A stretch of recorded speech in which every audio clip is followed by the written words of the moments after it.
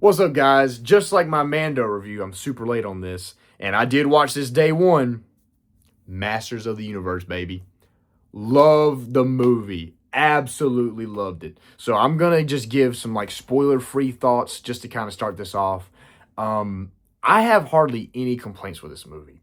Will people have something to say or say pacing or the way this looks? Yeah, whatever. But this movie was everything I wanted it to be and more. And I'm not like the biggest Masters of the Universe fan. I've always appreciated it. I've always loved it.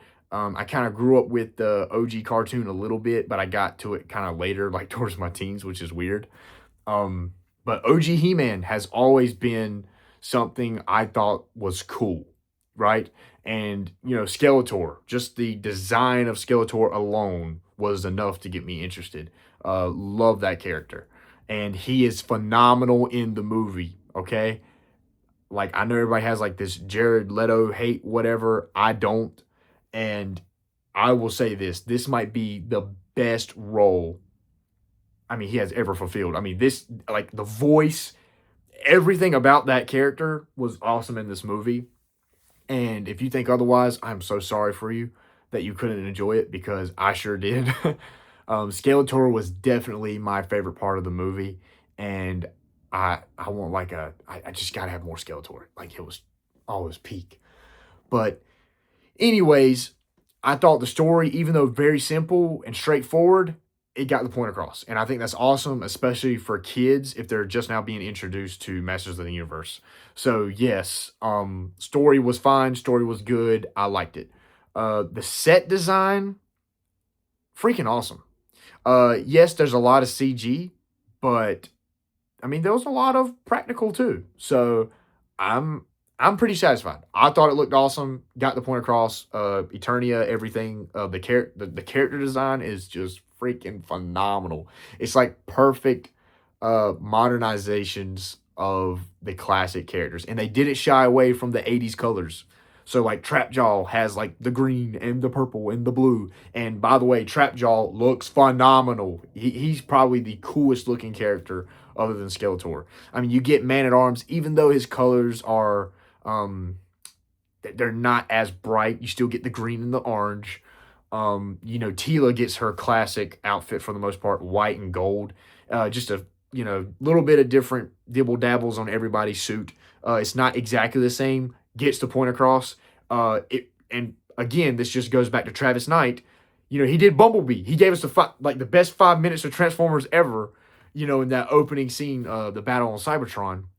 And that was what everybody wanted, a great modernization of the G1 designs. Same thing with Masters of the Universe. They did the same thing, and it is great. So love that. No complaints there. I thought that the way the film was executed, so like plot wise, so you start off in Eternia, a little bit of backstory, shows you how Prince Adam got to Earth, shows you how Adam gets back to Eternia, and the ball is rolling. Once Adam gets back to Eternia, it is non-stop. And I love that. It reminds me of A New Hope. It reminds me of The Force Awakens. I love movies paced like that because it's like, okay, here's your little bit of exposition. We're going to get that ball rolling, and it's just nonstop from here. And even though there's a lot of action, there's a lot of story beats too. They give the characters a little bit of time to breathe so they can have that moment or that speech, or something to get the point across. And I love that. And the villains, dude, all the villains are great. Skeletor, Evil Lyn, even though she wasn't in the movie that much, she was still pretty cool. Trapjaw, because like the whole reason why Trapjaw keeps showing up is the whole him and Man at Arms thing. Because we'll get into it. But yeah, that was cool. Like each character kind of had like a little bit of an arc, and I really enjoyed that. So yeah, I have hardly any complaints when it comes to this film. I absolutely loved it. It is one that I will definitely buy on Blu-ray or 4K or whatever. Like I gotta have this movie. It's that good. But yeah, we'll get into a little bit of spoilers. So this is your warning. 3, 2, 1, spoiler talk. If you haven't seen it, go to the movies. Go watch it yourself. So yeah, I absolutely love the beginning of the movie with the flashback of Prince Adam learning the ways of combat with Man-at-Arms. I thought that was great because you get that one line from Man-at-Arms: when you fall, stand tall. Because, all King Randor saw was Adam falling over and over and over again. And, Adam didn't think that, his dad really cared. So I thought that was um, a really cool way to show Adam's need to prove himself. You know what I mean? Because he also didn't feel worthy of the power sword, which is really cool. Even though he really wants it and it's his, right? He just thought that he always had to prove himself this whole movie, and I like that. But he was humble about it. Once he got to He-Man, he was humble about it. Skeletor, the voice, the look, everything about Skeletor in this movie was freaking peak, bro. I don't care what anybody says. I love his new design, and it looks so much like the OG. And I know his skull's not yellow, but the actual, like, oh, the skull is just awesome. And the fact that it moves and it looks just like the cartoon is like chef's kiss, man. It's just that good. And I just can't get over that. But like what I really loved is once he, like, the first transformation scene where He-Man holds up the power sword. I have the power. I mean, beautiful. Absolutely beautiful. And he's kind of like learning his powers. Like, he's like super excited and he can't control it. But, he's also getting punched around. He's not indestructible. And I like that. And especially when the Rotons come in and they're flying away in the ship, trying to get away from Skeletor's army. That was really cool. Like, whenever he caught the Roton, the blades, and he throws the ship. I mean, that was like classic He-Man. He-Man did that kind of crap in the cartoon all the freaking time. So I love that. And then I love that, like, Teela and Man-at-Arms, like, they were like, best father-daughter combo ever. Super tight-knit. But ever since Man-at-Arms lost to Trapjaw at the beginning of the movie, like, he blamed himself for Eternia Fallen because he promised King and Queen, I'll protect the royal family, nothing's going to happen. And what happened? They got locked up. Prince Adam's on Earth. He failed, and he took that personally, and his pride got the best of him, and he became like a drunk, a no good drunk that lived in a prison cell. And Teela was like, yeah, you weren't there for me, like, I need my dad back. Like, that was really powerful stuff. I like that, and how Man-at-Arms he kind of gains himself through the whole movie. I mean? He's getting back to his old self, and I like that. So, he also gets that rematch with Trapjaw, which is really cool. And Robato's in the movie, who is, like, now a female. That was an interesting change, but again, to me, it doesn't matter. Like, you're a robot, and Roboto did cool stuff. So that was awesome. The one interesting thing in the film that I thought was, I guess I'm not, like, mad at it. I'm just kind of like, oh, that's different, is Battle Cat. So Cringer is, like, just a massive green tiger and is already Battle Cat. Like, He-Man doesn't point the sword. The sword doesn't transform Battle Cat. You get what I'm saying? Like, Cringer just is Battle Cat. Like, it. And you don't see Battle Cat in the armor until the very end of the movie, which I was kind of like, it's whatever. It's the first movie, okay? But still, Cringer's awesome and fights Beastman, all that good stuff. I think whenever Skeletor projects himself in the sky and he's like, hey, He-Man, I have your parents. Give me the sword and I'll let your parents go, whatever. However that went, He-Man's like, I gotta go. Man-at-Arms and Teela, like, literally, they're like, dude, it's a trap. You cannot go. He's like, all right, I'll just go by myself then. After He-Man has his whole, like, I don't know, 2-minute speech on why he needs to go do it. So he goes to Snake Mountain, and Snake Mountain looks awesome, and he beats the ever-living crap out of everybody there. Now, does he take some hits? Absolutely. Like Goatman, Spikor, big problems, and that's not even counting Evil Lyn and Skeletor yet. So he's going through, like, his entire guard, like, right at the gate. And it was awesome. And then Skeletor and Evil Lyn, obviously they got him where he wants him. And King Randor dies. I didn't feel it, like, that much because, they don't give you enough to care for King Randor. But it's But that scene is awesome though, because he's like, Adam, I've always loved you. Like, I knew you were always special. Like I'm glad you're back. He's like, I'm just glad to see my son. And I was like, okay, that's good writing. So I love that. So Adam, obviously, he loses, and Tila, Man at Arms, Adam, all thrown into the jail cell in Snake Mountain or whatever. So that's where all the other people are from the Resistance. So there's Mechanic and Fisto, Ram Man, all them, and the jokes with their names is just so funny, because to He-Man, that's them. Because it's like the same thing in his drawings that he had in his room. It like back on Earth. It's just so funny. So yeah, it's cool. He-Man kind of has like a Captain America speech, like, we got to get everybody together. We can do this. And you get like the epic final battle scene on Eternia in front of Grayskull, because He-Man is going to Grayskull, and because that's where Skeletor is with the Power Sword.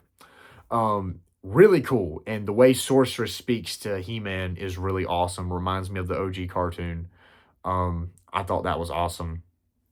And seeing the final fight, it's very cartoony superhero in a way, and I like that. I know some people aren't going to like that because the way it looks, very CG looking, but I'm not going to lie, I liked it because He-Man was just moving, bro. Like once Sorceress kind of told him, like, do you think the power is really in the sword? She's like, no, the power is in you. And once he figured out, it was kind of like a Thor Ragnarok moment. Whenever Thor's coming down, freaking thunder, lightning everywhere as soon as he's on the bridge. Same thing, just He-Man and Skeletor. So he's like, oh, shoot, I got the power, brother. And he starts throwing hands with Skeletor. I mean, we're talking Rocky 3, Rocky 4. I mean, just ab jabs. Like, and he uppercuts Skeletor, like, busts his face in. Absolutely epic. And, he defeats Skeletor, and, that's it. Really cool. Really freaking cool. And Battle Cat is fighting Beast at that time. I know I skipped over a lot of stuff. But yeah, just a really awesome movie. Just the other characters, which I mean, like, I don't want to call them side characters. That's kind of how they are, like Ram Man and Fisto, Mechanic, and the girl with the pistols who was just going freaking crazy. I don't know her name. But yeah, like, they were great. They were funny. So yeah, love that. But one thing that I'm super excited about, and I know a lot of people hate this because all these new movie franchises are trying to copy like the MCU style. But for me, oh man, this movie has 3 after credit scenes, okay? Or like a, whatever you want to call it, post, mid, whatever. The first one is Orko. And I'm like, where's Orko? Where's Orko? And then he shows up just like the end of like the Filmation cartoon, where he's kind of giving like a PSA or whatever. Freaking awesome. And he looks like Orko. Love that. And then the second one, I think, was the She-Ra one. And, somebody walks up, says, hey, blah, blah, blah, blah, blah. So-and-so is got to do this, whatever, trouble. I can't remember the line. And she goes, that's okay. And you don't even see her face. She's just turning. You just see the cape and the sword. And you're like, yep, She-Ra. So that's coming next. And then the very end, Evil Lyn goes back up to Skeletor's skull and picks up the skull. And, in other iterations of He-Man, Skeletor always comes back, like through magic or whatever. So Evil Lyn's definitely going to bring him back. But I am so excited for the future because there's so many characters we did not see in the first film. So you're already hinting at Orko being in a film, Skeletor coming back, and She-Ra. So that means we're going to get Hordak in the Evil Horde, which is freaking epic. And then, like, I'm thinking of all the characters we didn't see. So, like Many Faces, Stratos, Buzz-Off, Merman. I didn't see my boy Merman. I love Merman. Didn't see Merman. The list goes on. I mean, I could go on all day.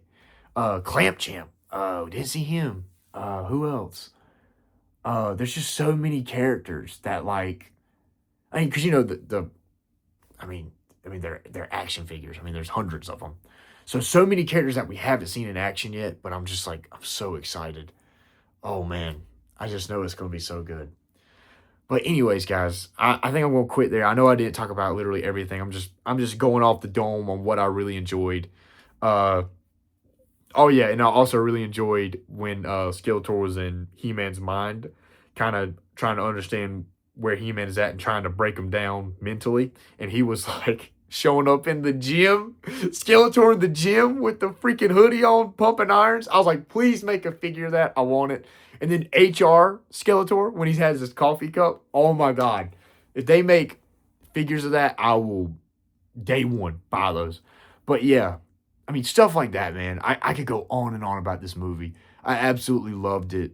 Yeah, man, just go see it. If you even if you are just remotely a Motu fan, or if you just remember watching it back in the day, if you grew up in the 80s, or if you're a younger fan, you know, kind of like me, and like you just mildly like it or you like it a lot. I don't know. Like it's definitely worth the watch, man. It's so funny, so good. Anyways, I think that'll be it. I'm just gonna quit yapping. But guys, I hope you have a wonderful day. Remember, stay blessed, stay frosty, and if you're gonna be at JoeFest in Augusta, Georgia, obviously I'm not there now, and I wasn't there yesterday, but I'm going to be there Sunday. This is my first time ever being at JoeFest. I'm super excited. If you don't know what JoeFest is, GI Joe convention. For the most part. I hope to see you guys there. If you watch this before I'm there, let me know. I'd love to come see you, and we can talk about GI Joe, He-Man, Transformers, Star Wars, whatever. Guys, have a good one. Again, thank you so much. I'm truly blessed, and we're just living life to the fullest. Stay frosty.